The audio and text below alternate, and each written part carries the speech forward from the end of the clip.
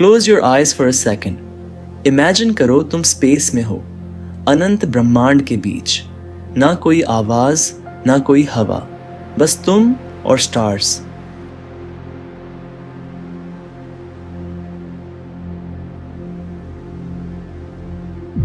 Suddenly तुम्हें अपने आगे एक विशाल साया दिखाई देता है, एक विशाल काली शैडो, एक डार्क वॉइड जो सारी रोशनी को अपने अंदर खींच रही है। वो शैडो कोई नॉर्मल चीज नहीं है।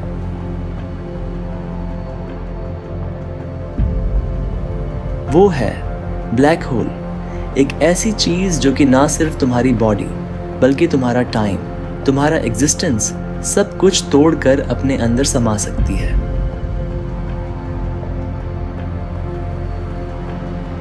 और आज मैं तुम्हें एग्जैक्टली ये दिखाने वाला हूं क्या होता है जब एक इंसान ब्लैक होल के अंदर गिरता है। बिलीव मी, ये आपने इससे पहले कभी नहीं देखा होगा।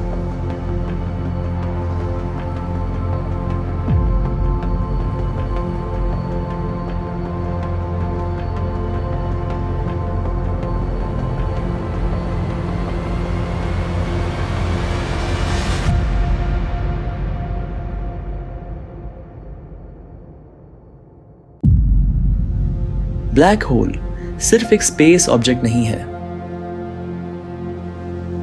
ये नेचर का सबसे पावरफुल फिनोमिनन है। इसका मास इतना होता है, अगर तुम अर्थ को कंप्रेस करके एक ब्लैक होल बनाते तो वो बस एक पीनट के साइज का होता, लेकिन फिर भी उसकी ग्रेविटी इतनी पावरफुल होती कि वो तुम्हें भी अपने अंदर खींच लेती। अब सवाल ये है, ब्लैक होल बनता कैसे है?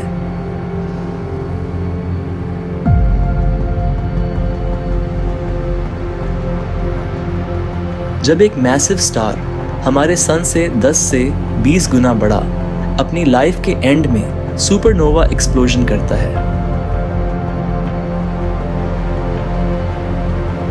फिर उसके बाद क्या बचता है? बस एक सिंगुलैरिटी जहां डेंसिटी इन्फिनिट होती है, फिजिक्स के सारे लॉज फेल हो जाते हैं। दूर से देखने पर ब्लैक होल एक विशाल काले गहरे अंधेरे सर्कल जैसा लगता है, जिसके आसपास एक विशाल ग्लोविंग रिंग होती है।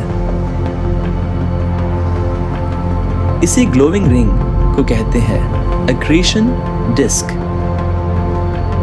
यह एक गैस और मैटर का क्लाउड है जो कि लाइट की रफ्तार से ब्लैक होल के चक्कर लगा रही होती है और उसकी हीट मिलियंस ऑफ डिग्री में होती है।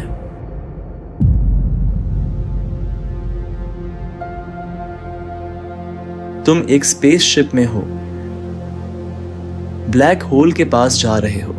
तुम्हें लगता है सब नॉर्मल है, पर जैसे जैसे तुम अप्रोच करते हो तुम नोटिस करते हो कि स्टार्स बेंड हो रहे हैं, स्पेस डिस्टोर्ट हो रहा है और टाइम का फ्लो चेंज हो रहा है।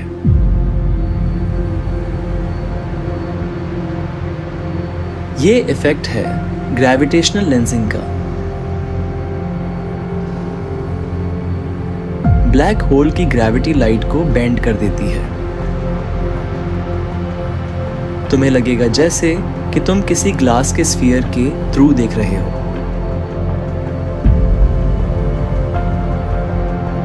अब तुम एक इनविजिबल लाइन के पास आ रहे हो जिसे कहते हैं इवेंट हॉरिजन। इसके अंदर गिरते ही तुम ऑफिशियली हमेशा के लिए लॉस्ट फॉर एवर। इसके आगे तुम्हारे साथ क्या होगा ये कोई नहीं बता सकता, बस इमेजिन किया जा सकता है।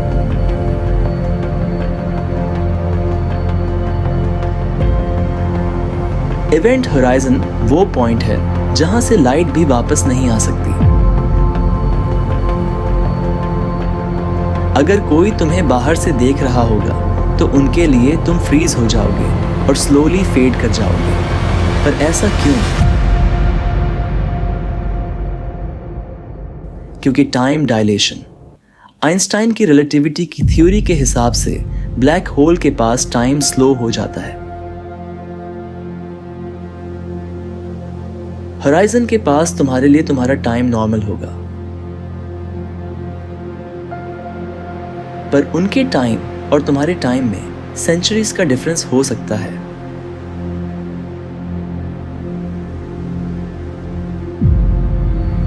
उनके लिए तुम सेंचुरीज तक फ्रीज रहोगे, तुम्हारी इमेज उनके लिए कभी डिसअपीयर नहीं होगी।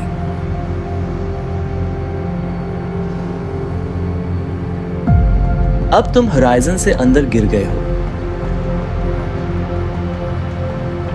तुम्हें लगता है तुम स्विम कर सकते हो, पर ग्रेविटी इतनी स्ट्रांग है कि तुम्हारे पैर और तुम्हारे हेड पर अलग अलग ग्रेविटेशनल फोर्स महसूस हो रहा है। तुम खींचने लगते हो, तुम एक स्पैगेटी जैसी शेप बन जाते हो। इस प्रोसेस को कहते हैं स्पैगेटिफिकेशन। पहले तुम्हारी बॉडी के टिश्यूज, फिर सेल्स, फिर एटम्स, सब मॉलिक्यूलर लेवल पर ब्रेक होने लगते हैं। तुम पार्टिकल्स में ब्रेक होते जा रहे हो। तुम्हारी बॉडी एक इन्फिनिट स्ट्रेच के बीच डिसॉल्व हो रही है।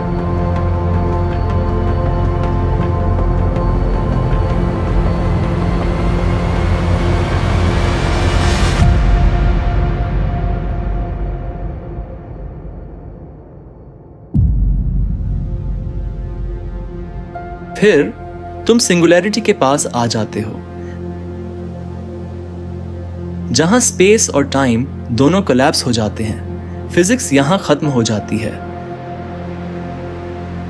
साइंस के पास इसका कोई आंसर नहीं है कि तुम वैनिश हो जाते हो या फिर किसी और यूनिवर्स में टेलीपोर्ट हो जाते हो। किसी को भी इस बारे में कोई जानकारी नहीं है। ब्लैक होल ये सिर्फ एक ऑब्जेक्ट नहीं है,